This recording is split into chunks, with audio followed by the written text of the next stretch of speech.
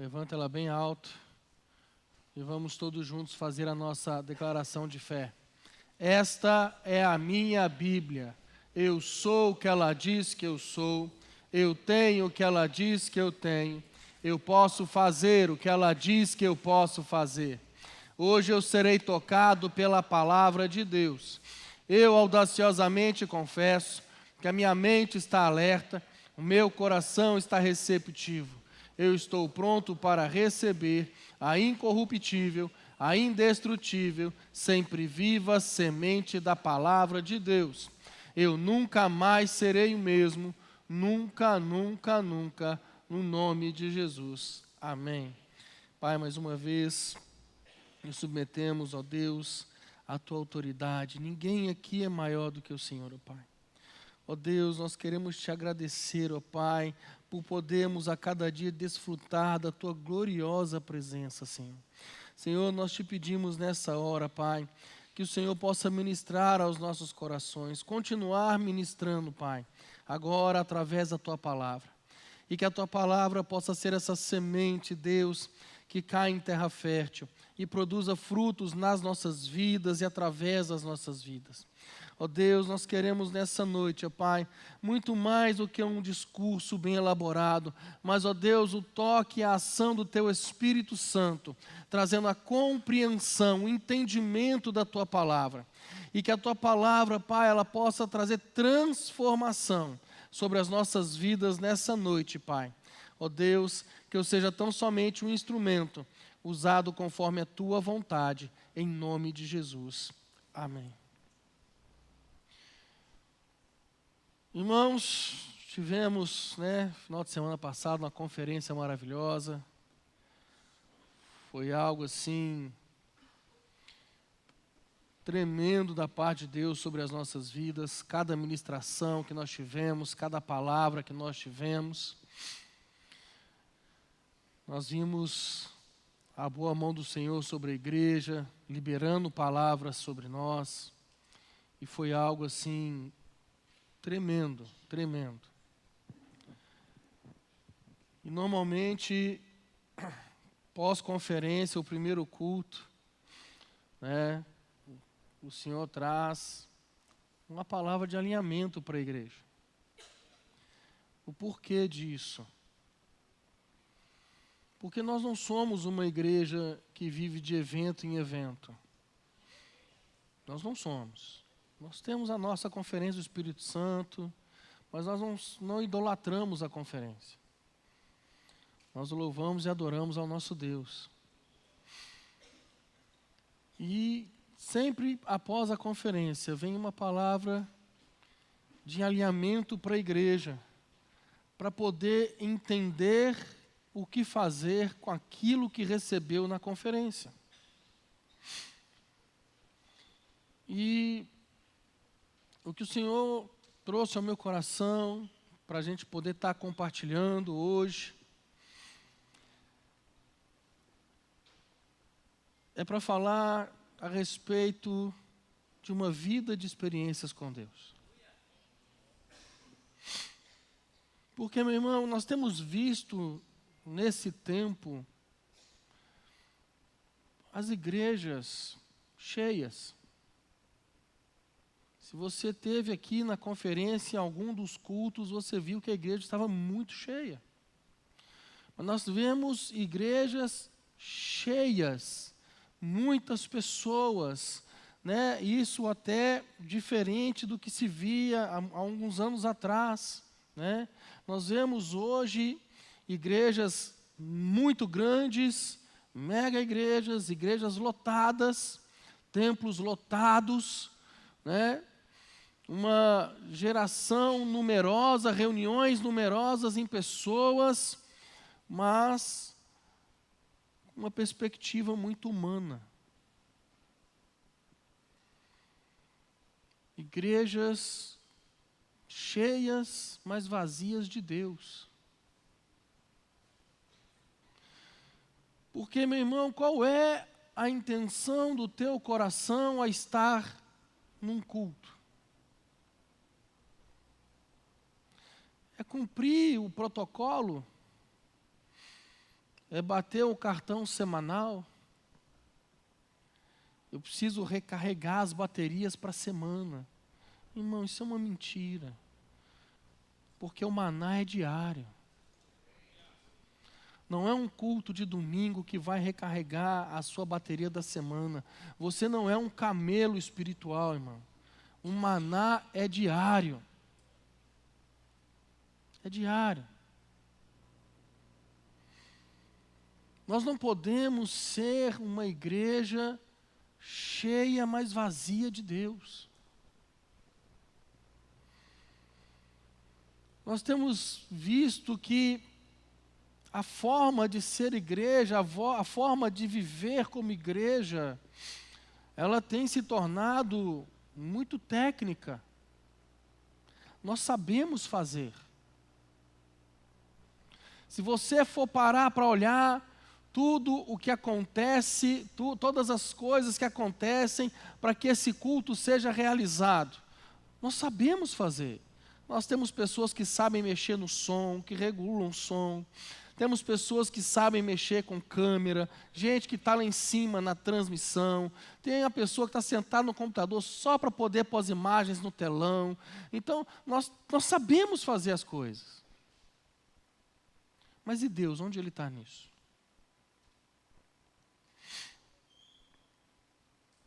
Onde que Deus está? Onde que Deus está na sua vida, irmão? Aonde que Ele está? É muito bom a gente vir para um evento, para uma conferência do Espírito Santo, o tema poder e glória, aleluia! Nós vamos rodar e girar no mistério. Mas onde que Deus está? Cadê Ele? Se você parar para pensar, irmão, uma das pessoas mais ignoradas dentro da igreja chama-se Espírito Santo. E o interessante é que a pessoa mais ignorada dentro da igreja, chamada Espírito Santo, foi ela quem deu início à igreja. Porque a igreja iniciou através da intervenção do Espírito. Mas ele é a pessoa mais ignorada.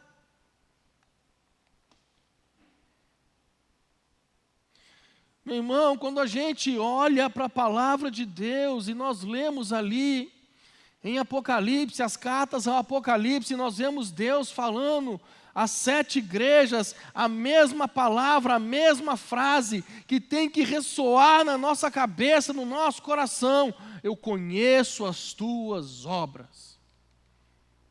O que ele está falando? Eu sei quem você é. Eu sei quem é você. Eu conheço o teu coração. Eu conheço o teu coração.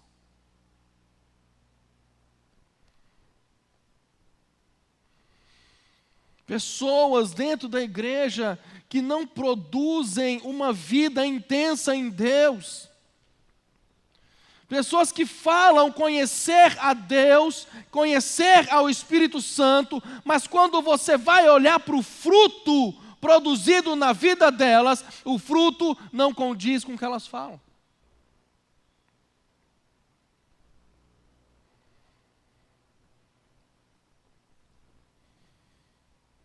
O fruto não é de acordo com o discurso.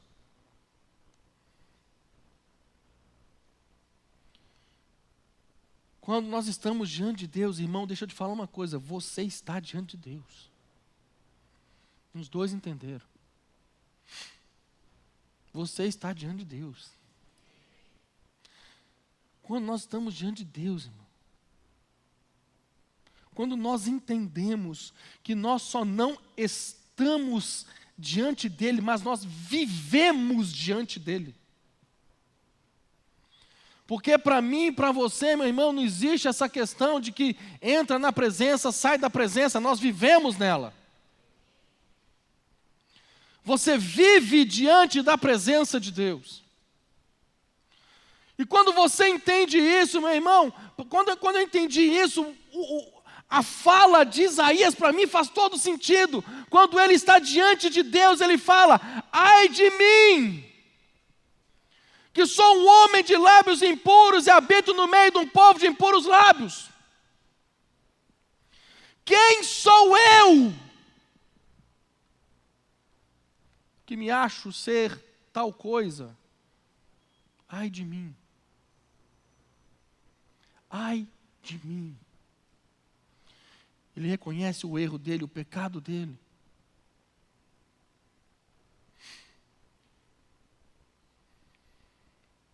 Nós temos que ser, irmãos, uma igreja cheia, amém, mas cheia de Deus.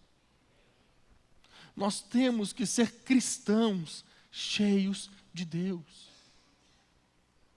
A sua vida, meu irmão, ela tem que ser uma vida que vai refletir a imagem de Cristo. Você vai exalar o bom perfume de Cristo.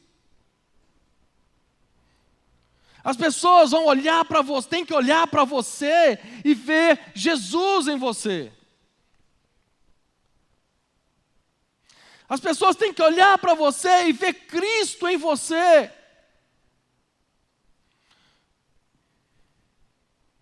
Não o cargo ao qual você ocupa, não a posição que você ocupa, mas Jesus em você.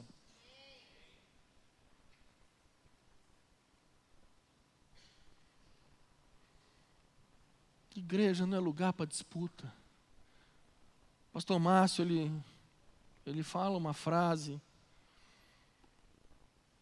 que a única disputa que tem que haver dentro da igreja, a única disputa entre as pessoas dentro da igreja é de quem vai lavar o pé do outro primeiro. Tem que ser essa. Tem que ser essa.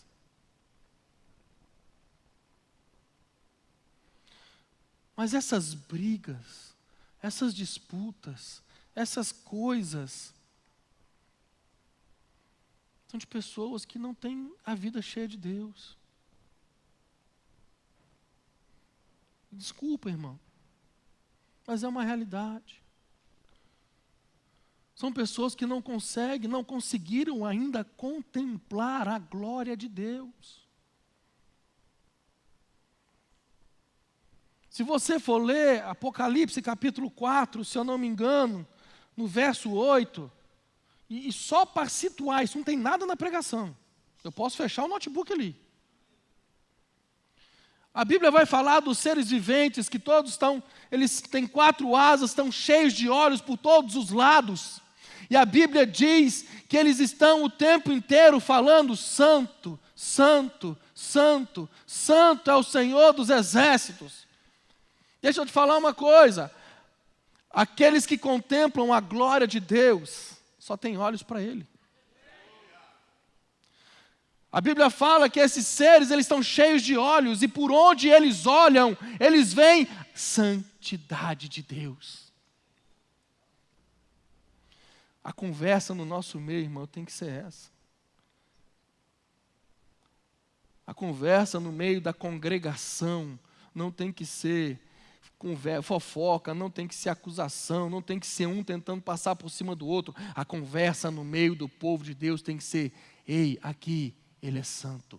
Ou, você viu, Ele é santo. Cara, Ele é santo. Deixa eu te falar uma coisa: Ele é santo.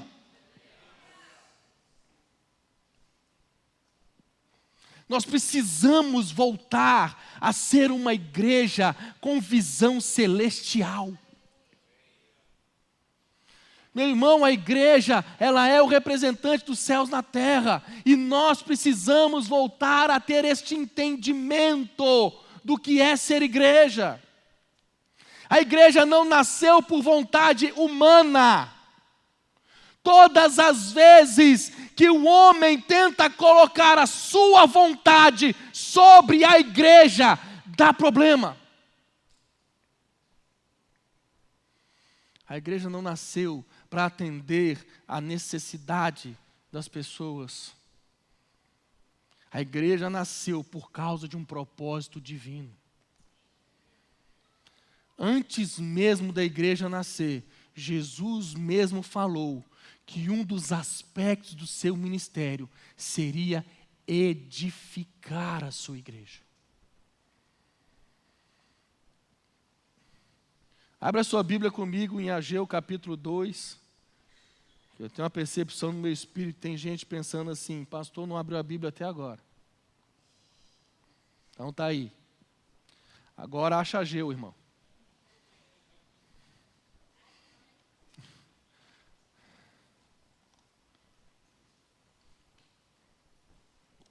Esse é aquele livro da Bíblia que sai a piadinha. Disse Deus, haja luz, e Ageu. É horrível, eu sei.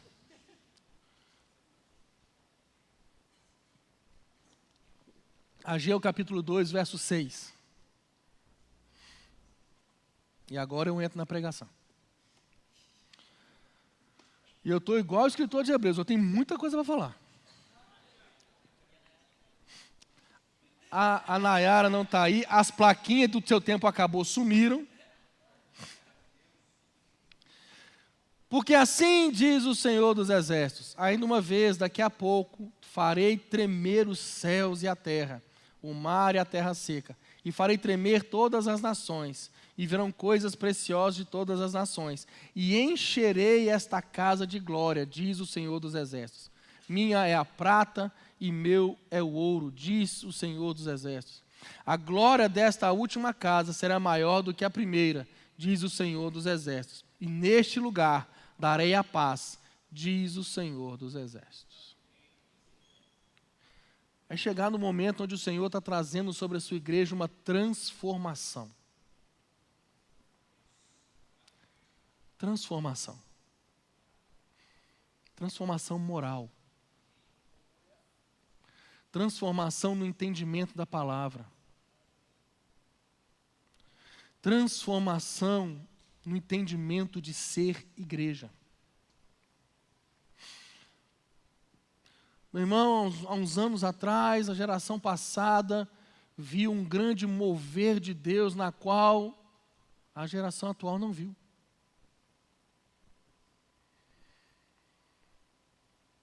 Você for conversar com os mais velhos, eles tiveram experiências com Deus nas quais a atual geração não tem.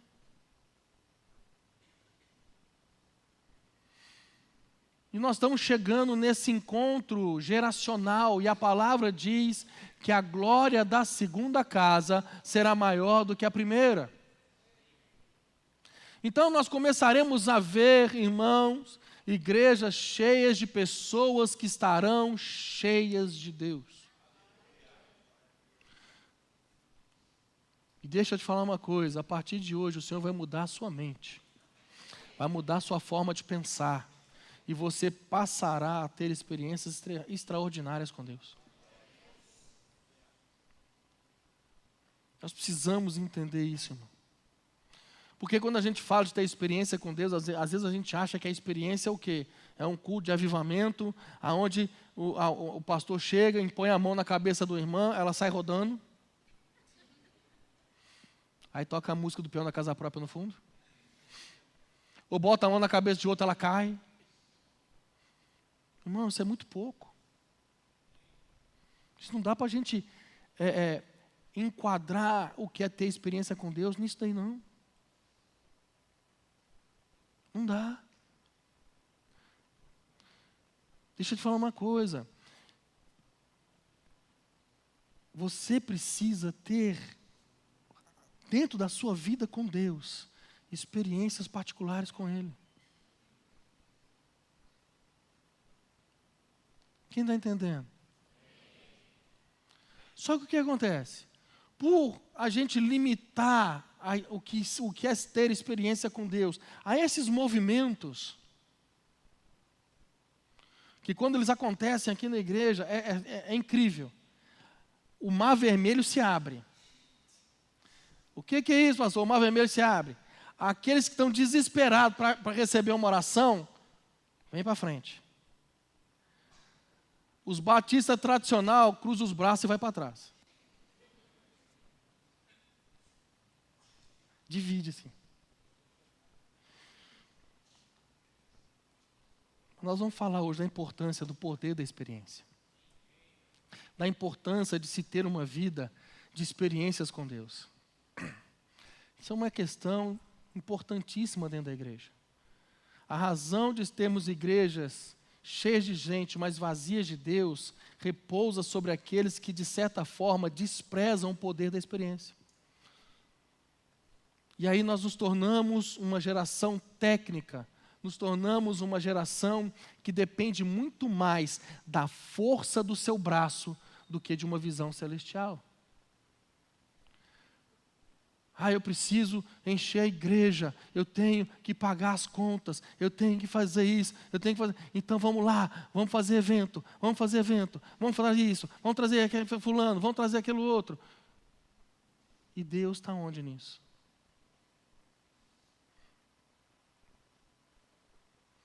Porque, como eu falei, abre-se um mar vermelho no meio da igreja. Porque, meu irmão, tem pessoas que têm o seguinte discurso: tá, mas você tem que ter muito cuidado com essa questão de ter experiência com Deus, porque, afinal de contas, as experiências podem trazer consigo exagero. As experiências podem trazer consigo algum desconforto, né? As experiências podem levar a alguns desvios. Deixa eu te falar uma coisa, irmão. Eu concordo que quando há um mover do Espírito, quando há uma manifestação do Espírito Santo, sempre tem os irmãos que exageram. Sempre tem. Eu lembro quando a gente pastoreava uma igreja em BH, porque essas coisas não acontecem aqui. Aqui o povo é centrado. Aqui o povo é sério, centrado. Mas a gente fazia vigília. E aí tinha uma irmã, o salão era grande. Aí tinha uma irmã, que a irmã era a alegria de quem limpava a igreja. Porque quando começava a mover, ela caía no chão. E, gente, eu não estou exagerando, é real.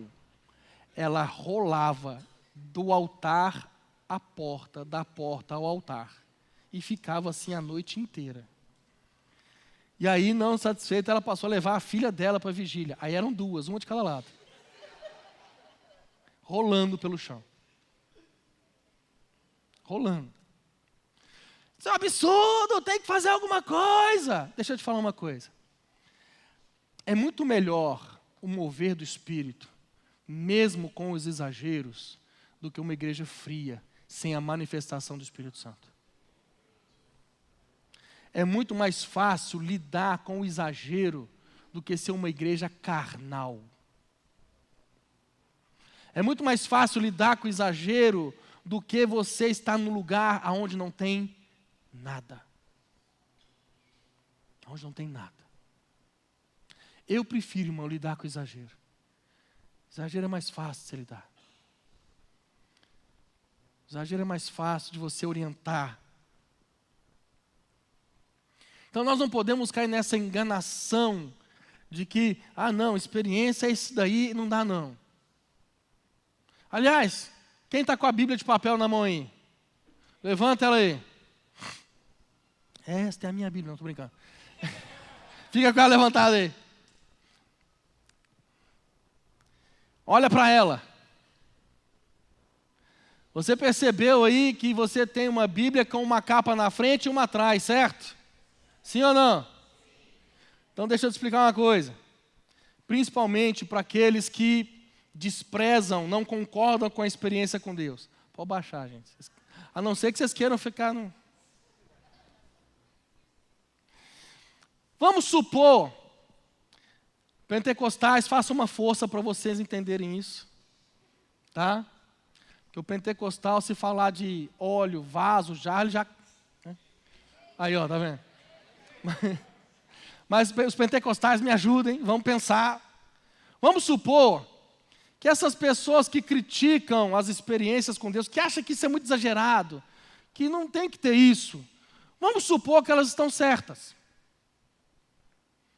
Se nós seguirmos essa linha de pensamento, onde é que nós vamos chegar? Então, a partir de agora, irmãos, nós vamos ser essas pessoas céticas, que vão desprezar as experiências com Deus. Então vamos fazer o seguinte, nessa Bíblia que você levantou aí, nós vamos então tirar a experiência de Adão. Porque eu creio que Adão teve uma experiência com Deus. Porque ele era pó, inanimado, e quando Deus o construiu, o formou, soprou nas suas narinas o fôlego de vida. Eu não sei se Adão viu Deus pessoalmente, ele até poderia ver, porque ele não tinha pecado, ele nasceu imortal. Mas, no mínimo, Adão teve uma percepção muito extraordinária de Deus na sua vida. E isso produziu nele algumas questões. Por exemplo, identidade. Ele sabia quem ele era. Produziu nele um senso de missão. Ele sabia a razão da sua existência. E ele não precisava saber para onde ele ia, porque ele era imortal. Então o homem nasceu sem crise, por causa de uma experiência. Mas como eu falei, a experiência está errada. Nós vamos seguir essa linha.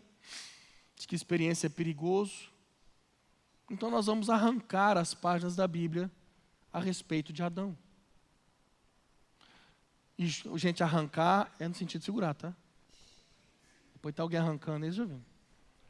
Junto com a experiência de Adão, você vai ter que arrancar alguns conceitos do Novo Testamento. Mas vamos seguir. Vamos falar de quem?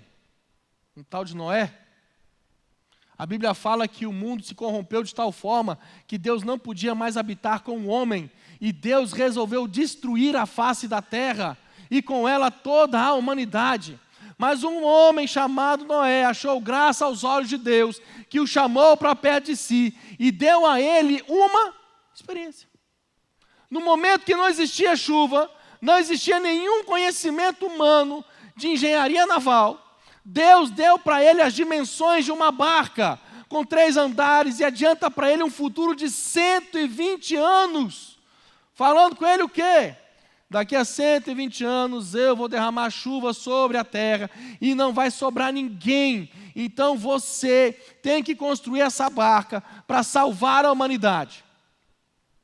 Mas nós estamos falando que experiência é algo perigoso.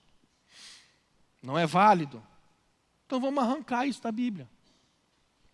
E com isso algumas profecias, inclusive a de Jesus, que usou a experiência de Noé dizendo que nos dias da sua vinda a geração seria como a geração de Noé.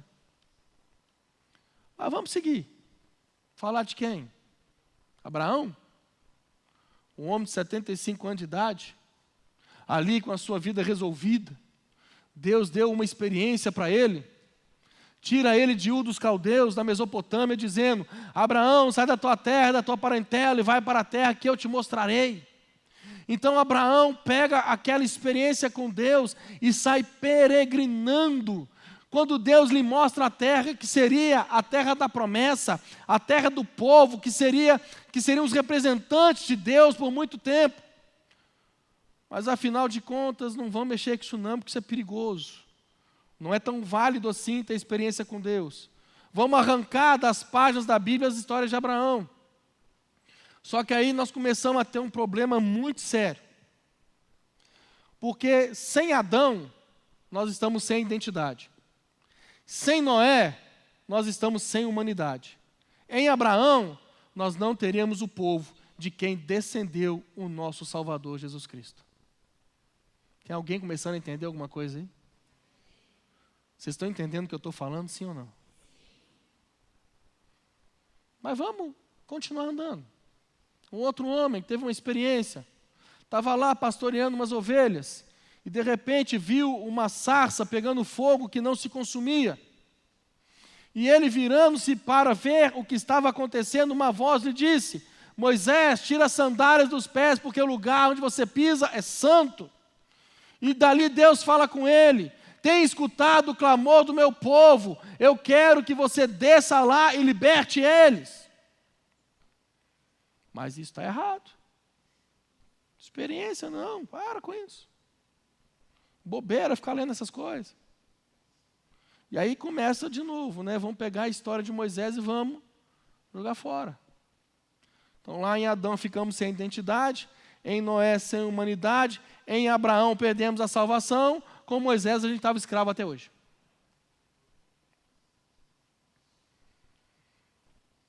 Então Deus, com mão forte e poderosa, enfrenta os deuses do Egito, porque cada uma das 10 pragas enfrentava um deus egípcio, e na última enfrentava o maior de todos eles, o próprio faraó, que não tinha força para proteger nem o seu filho primogênito. Então Deus tira aquele povo do Egito. Aí nós vamos ver aquela história do deserto. Que isso? Experiência. Experiência não vale nada. Que loucura.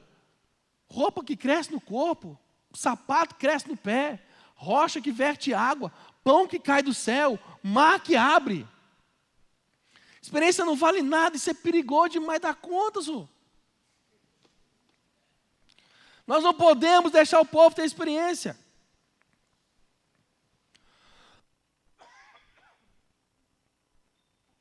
Isso é muito perigoso. Isso vai levar os irmãos aos exageros. Vão começar a ter uns comportamentos um pouco estranhos. Então vamos arrancar da Bíblia o resto das experiências de Moisés. De subir no monte que pegava fogo, e de lá ele desceu com as tábuas da lei, de onde quase todas as nações da face da terra, de uma certa forma, baseiam as suas leis na experiência que Moisés teve. Mas vamos pegar isso e vamos jogar fora, vamos jogar tudo fora, arranca. Experiência é muito subjetiva e experiência é perigoso. Meu irmão, nós podemos percorrer a Bíblia. Josué, Juízes, os reis, os profetas, cada um desses teve experiências com Deus, mas afinal de contas, como experiência é algo muito perigoso, vamos arrancar isso tudo da Bíblia.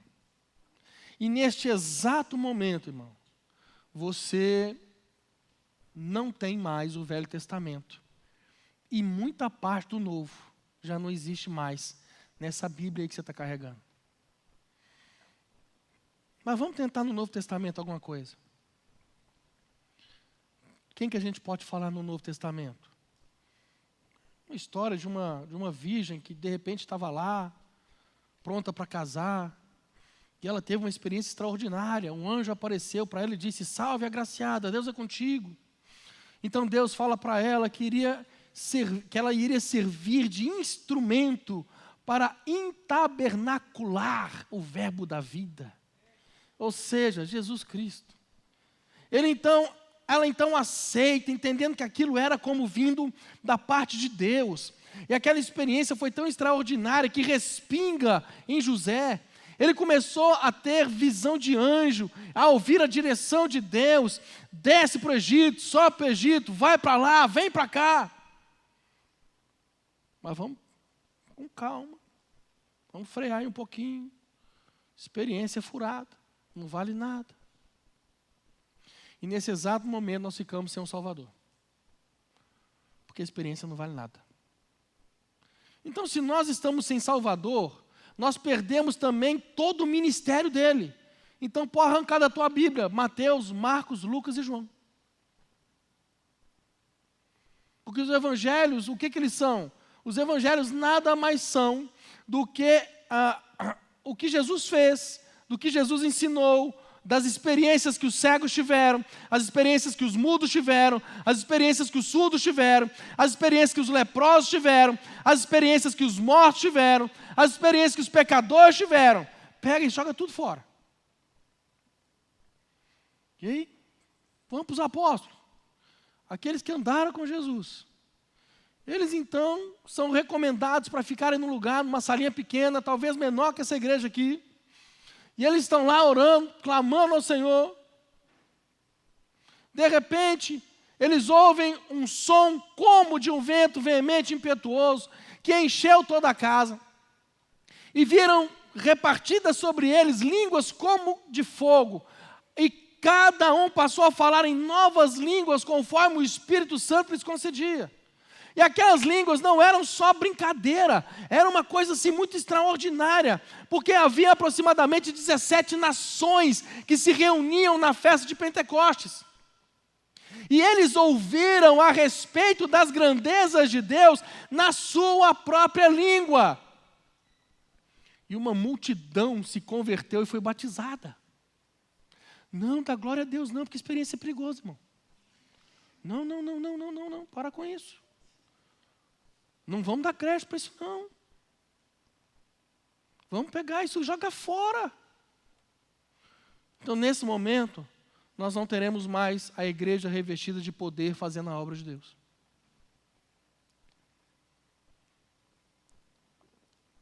Sobrou quem para a gente? Um tal de Paulo, certo perseguidor da igreja, que estava dando bobeira na estrada de Damasco. E de repente ele vê uma luz brilhar mais que o sol do meio-dia. Ele ouve uma voz que era diferente de todos que andavam com ele. E ali ele ouve os céus falando com ele a respeito daquilo que ele estava pretendendo realizar.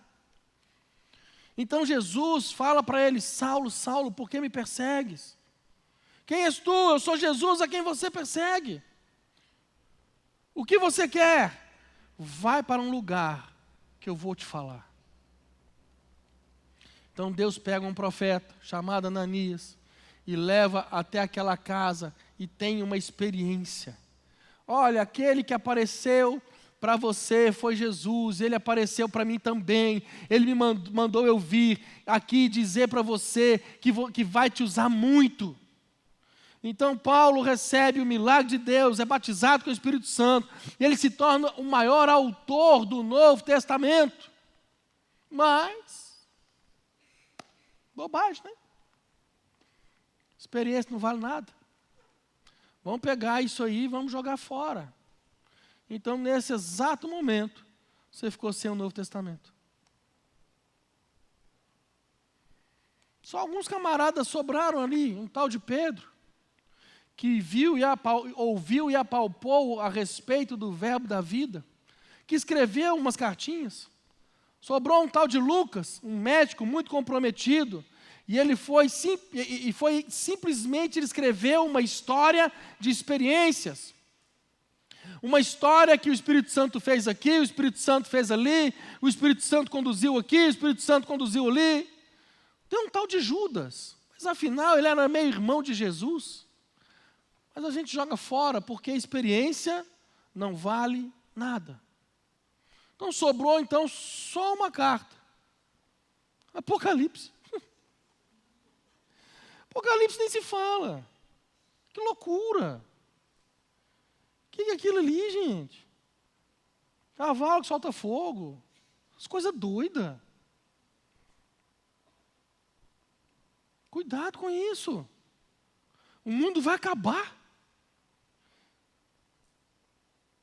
Cuidado, esse negócio de experiência é muito perigoso. Joga isso fora. Sabe o que aconteceu? Nesse exato momento, você está apenas com a capa da Bíblia na mão. E é isso que tem acontecido com muitas pessoas, com muitos ministérios. No momento que você despreza as experiências com Deus, você está desprezando automaticamente a própria presença de Deus. Apocalipse 3:20. Eis que estou à porta e bato. Se alguém ouvir a minha voz e abrir a porta, entrarei em sua casa e com ele cearei e ele comigo. O Senhor manda uma carta para a igreja de Laodiceia, e nessa carta nós podemos perceber que aquela igreja tinha Jesus do lado de fora. Eis que estou à porta e bato.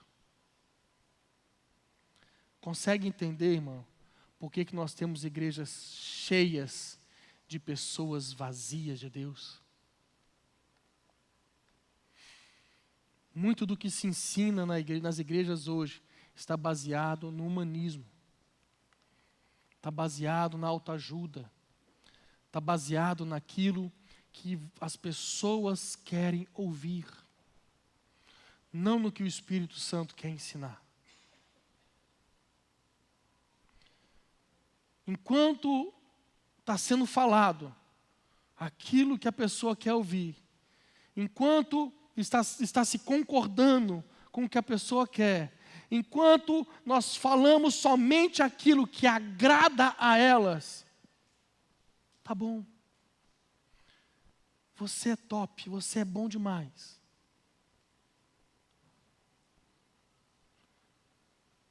Eu gosto de dizer que você quer conhecer uma pessoa, não é dar poder para ela, é falar não. O não revela o coração das pessoas. Meu irmão, nós precisamos voltar à essência do que é ser e viver como igreja. Uma das coisas mais extraordinárias que Deus vai produzir na minha e na sua vida são as experiências, irmão. Se você for olhar a história da Bíblia, o primeiro autor do primeiro livro dessa Bíblia que você tem foi Moisés. Mas até chegar a ele não tinha Bíblia, tinha a tradição oral. As pessoas contando a respeito daquilo que elas viam e ouviam a respeito de Deus. A Bíblia nada mais é do que a experiência, e mais experiência, e mais experiência com Deus. Deixa eu te falar uma coisa, irmão. Essa Bíblia que está na tua mão, pega ela de novo. O que tem na tua mão aí são as experiências de Adão, as experiências de Noé, as experiências de Abraão, as experiências de Moisés, as experiências de Josué, as experiências dos reis, as experiências dos juízes, as experiências dos profetas, as experiências de Jesus, as experiências dos apóstolos, as experiências das igrejas que foram fundadas, e essas experiências traziam sabedoria do céu. Quem está entendendo? As experiências, essas experiências que estão na tua mão aí, elas traziam as batidas do coração de Deus para os homens. Essas experiências foram se tornando o fundamento daquilo que entendemos como a vara de medir o padrão celestial. Mas no momento que você tira a experiência, fica só a letra. Só a letra. Você não tem vida. E se você não tem vida, você tem a morte. E se você tem a morte, você não tem Deus. Porque Deus não é Deus de mortos, é Deus de vivos. Quem está entendendo? Meu irmão, você tem que ter experiências com Deus. Nós não podemos ser pessoas que conhecem a Deus à distância. Nós não podemos ser pessoas que ouviram falar dEle, que alguém ensinou a respeito dEle. Isso tem valor, meu irmão, mas hoje eu quero te encorajar a ter experiências com Deus, para que você possa falar o que foi escrito, eu experimentei, o que foi ensinado, eu estou experimentando, o que foi pregado, é verdade, eu estou vivendo o que a palavra de Deus tem para mim, porque eu estou tendo experiências com Deus. Se você está entendendo, dá um glória a Deus, irmão.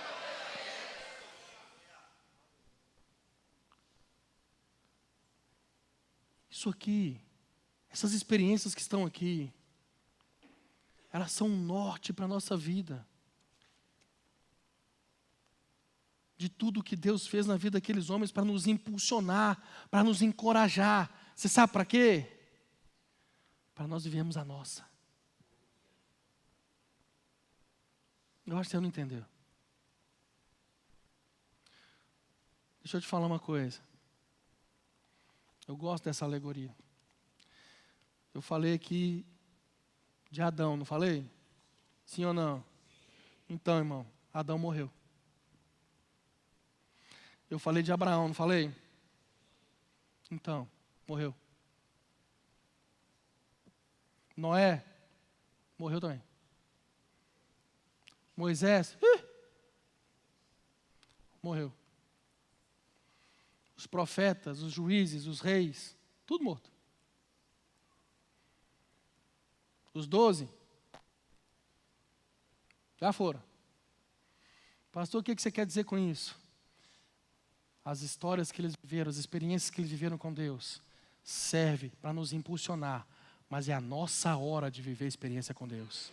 É a minha e a sua vez de nós vivermos o sobrenatural com Deus, irmão. É a nossa vez. Entenda, meu irmão, que isso não é uma guerra de denominação A, B ou C. Se é uma igreja histórica ou se é uma comunidade neopentecostal, se é uma igreja que nasceu 500 anos atrás ou está nascendo hoje, não é isso. Isso não tem nada a ver com denominação. Isso tem a ver com o padrão celestial, o padrão dos céus na terra. É o padrão de Deus para a terra, para o seu povo. Então nós precisamos repensar a nossa forma de ver a nossa forma de viver igreja. Porque a nossa forma de viver e entender não pode reproduzir religiosos. Olha para o irmão que está do seu lado. Faz a sua cara de profeta. O melhor de tudo é a pessoa tentando fazer a cara de profeta. E fala com ele assim: você não pode ser um religioso. Você tem que ser um adorador. Vira para o outro que está do outro lado para ele não ficar triste com você. E fala assim com ele: você não pode reproduzir um religioso. Você tem que reproduzir um adorador.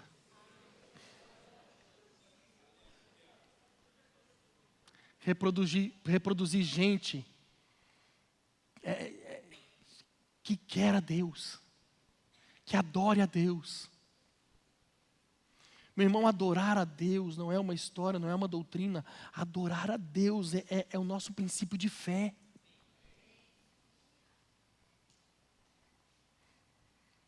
Quem está entendendo?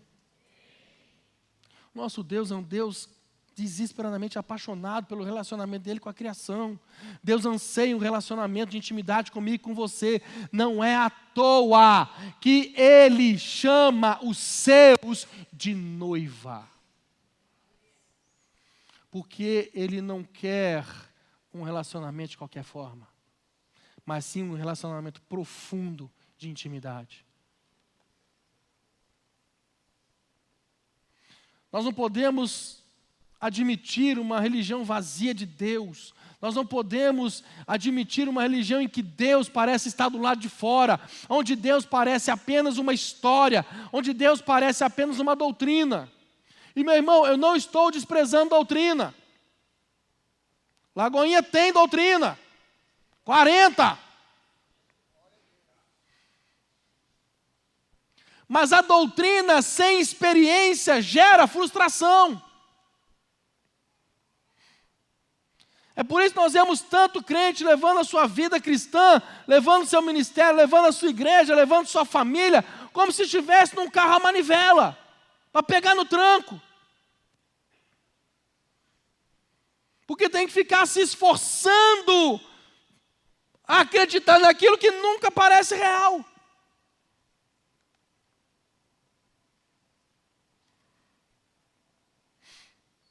O problema da religião, entenda bem o que eu vou dizer, entenda com carinho.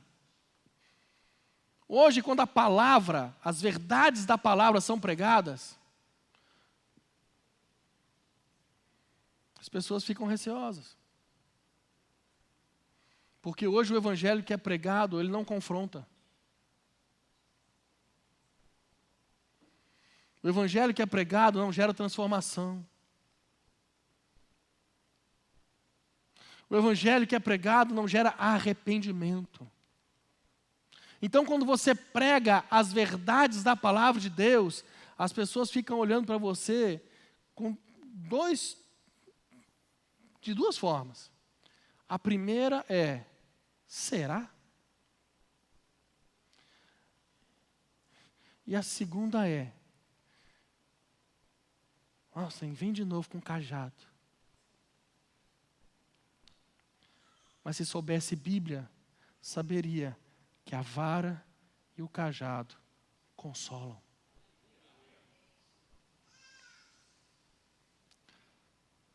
Irmãos, eu estou quase chegando na metade. Oh, Jesus. Atos 22, verso 1.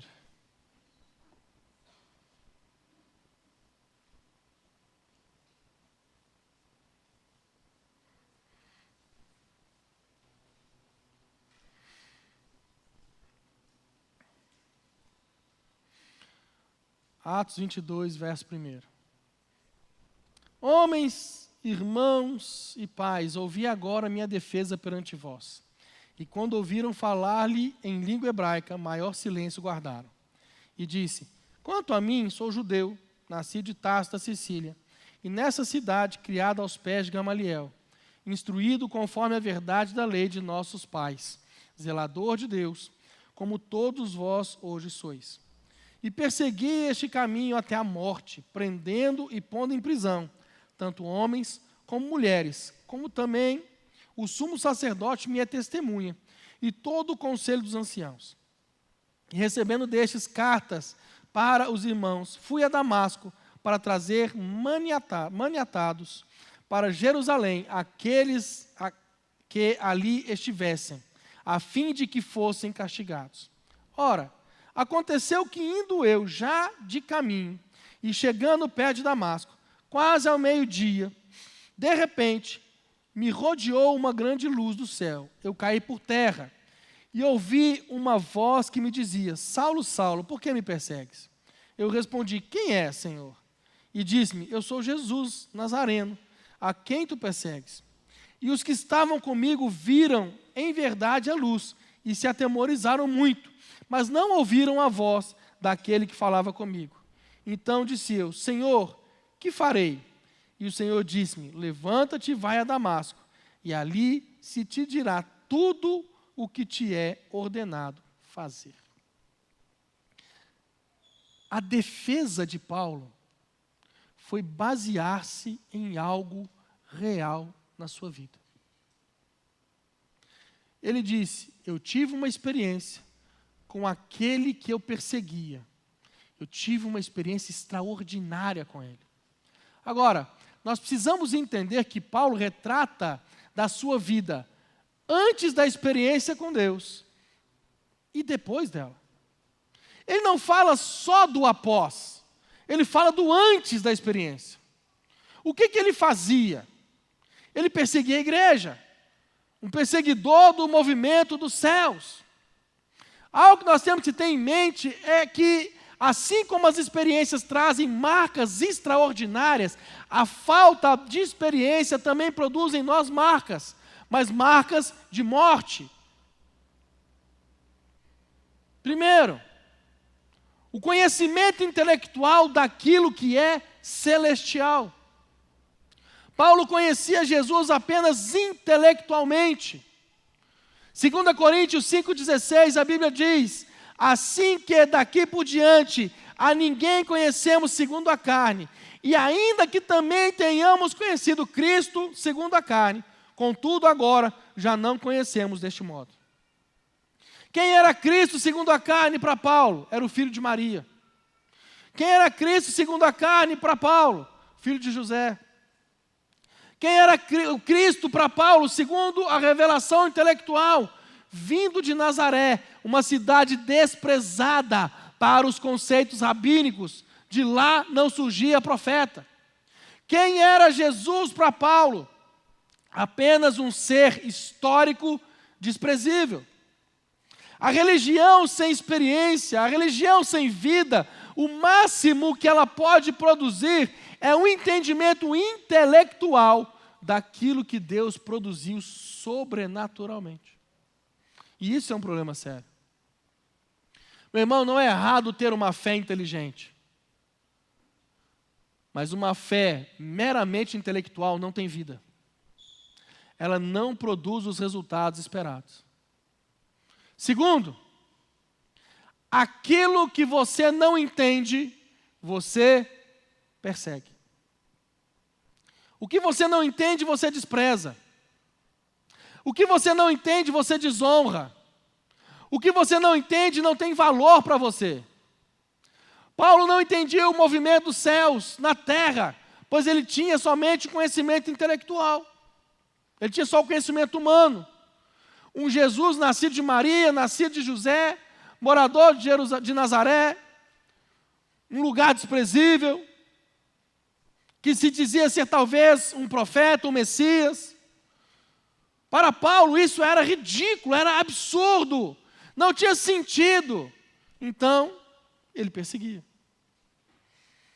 Todas as pessoas que se levantam contra o mover de Deus na terra, todas as pessoas que se levantam contra o agir do Espírito Santo na terra, todas as pessoas que se levantam contra o mover de Deus na terra, são pessoas vazias de experiências com Deus. Existe uma fé intelectual, existe uma fé humanista, existe uma fé no padrão dos homens. A falta de experiência gera religião. A religião sobrevive das necessidades humanas. A religião sobrevive da escravidão humana. A religião sobrevive do desespero humano. Mas a religião não tem o poder de transformação. A religião é um governo aparentemente espiritual, mas com dominação humana. Porque quem está no controle da religião não é Deus, é o homem. Quem está no controle da religião não é o Espírito Santo, é a intelectualidade. Quem está no controle da religião não são os céus, é a terra. Se você reparar, Paulo representava uma religião que estava perseguindo aquilo que ela foi levantada para alimentar. Nós precisamos abrir os nossos olhos e repensar nossa forma de ser e viver como igreja. Porque aquilo que nós somos e vivemos, nós reproduzimos. Marcas da falta de experiência é a intelectualidade. Marca da falta da experiência é aceitar a perseguição. Marca da falta da experiência, nós temos que criar um sistema onde nós temos o controle. Está vendo como isso é perigoso?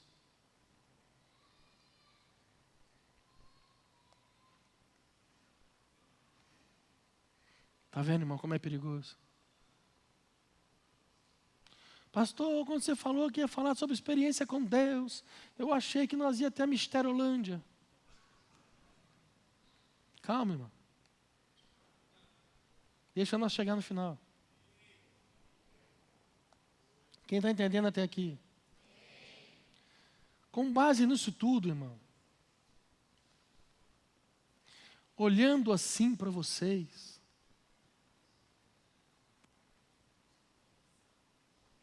sabe o que eu vejo? Sabe o que eu estou vendo? Agora os pentecostais ficam acordados, hein? Isso. Eu estou vendo uma geração em que ela vai ter um nome. Estrada de Damasco. De novo, olha para o irmão que está do seu lado. Eu sei que vocês não gostam, mas é didático, irmão. É didático. Olha para o irmão que está do seu lado. Faz a cara de profeta. Cara de profeta, cara de profeta. Daqueles bem pentecostal, até o tutano. É difícil, né? Pergunta para ele assim: a partir de hoje, sabe como eu vou ser conhecido? Estrada de Damasco. O bom é que não tem ninguém entendendo nada. Maravilhoso isso. Isso é maravilhoso. Tipo assim, tá, eu falei, mas e aí? O que você quer dizer com isso? O que é a Estrada de Damasco? Recebe, vaso. É o lugar onde as pessoas passam. Elas têm experiências e quando chegam do outro lado, elas são transformadas. Meu irmão, é assim que vai ser a tua vida, irmão.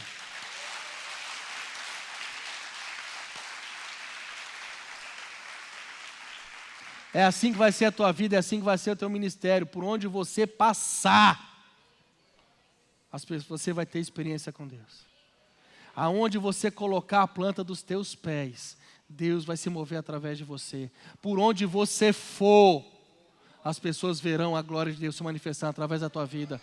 Meu irmão, nessa noite, você passa a ser chamado de estrada de Damasco. As pessoas vão passar por você, vão entrar como perseguidores e vão sair como pregadores. Vão passar como perseguidores, assassinos e vão sair como ganhadores de almas.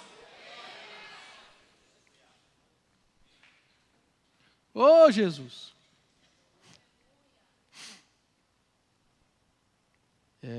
Eu não estou vendo mais você, irmão. Eu estou vendo a estrada de Damasco. Os pecadores vão passar e vão sair santos. Os doentes vão passar e vão sair curados. Eles vão passar por ela, eles vão sair cheios da revelação de Deus, irmão.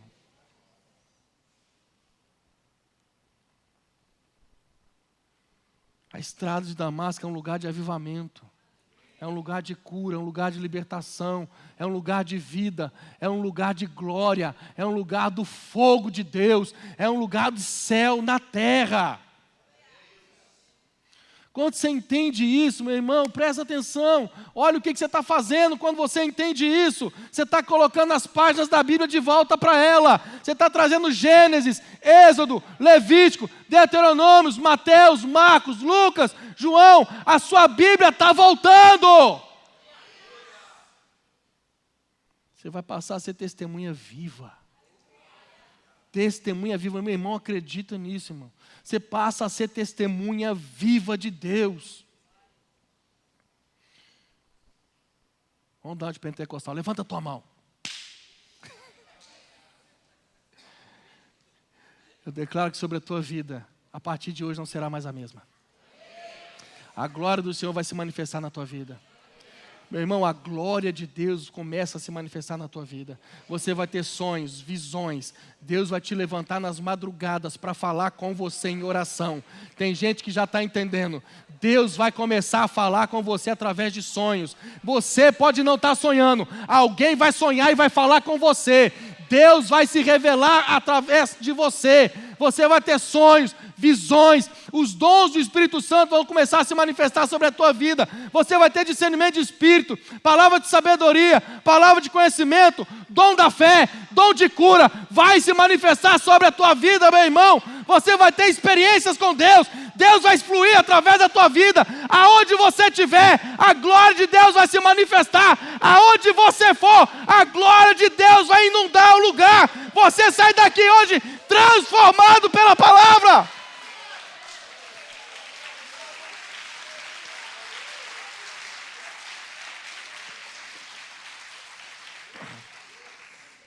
Ô Jesus, eu tenho que acabar. Ô Jesus.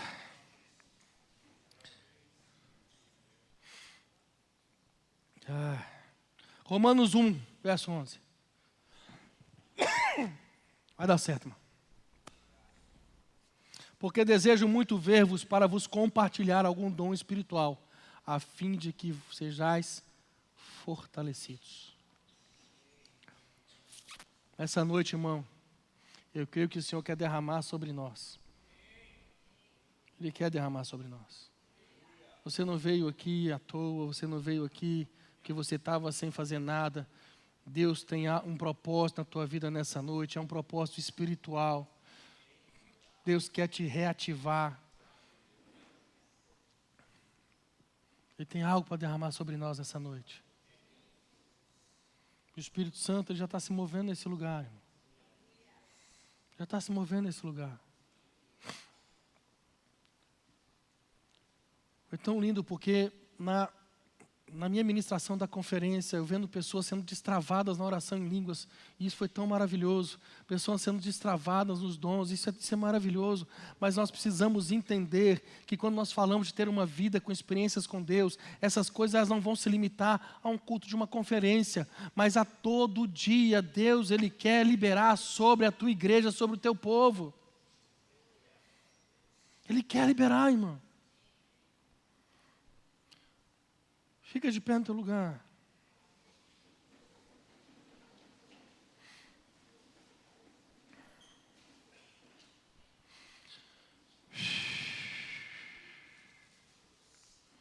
Feche seus olhos.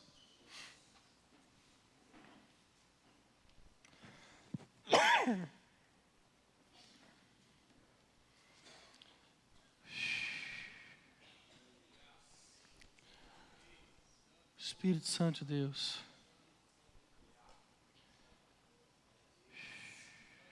Eu oro nessa noite, Pai, por ativação. Ativação.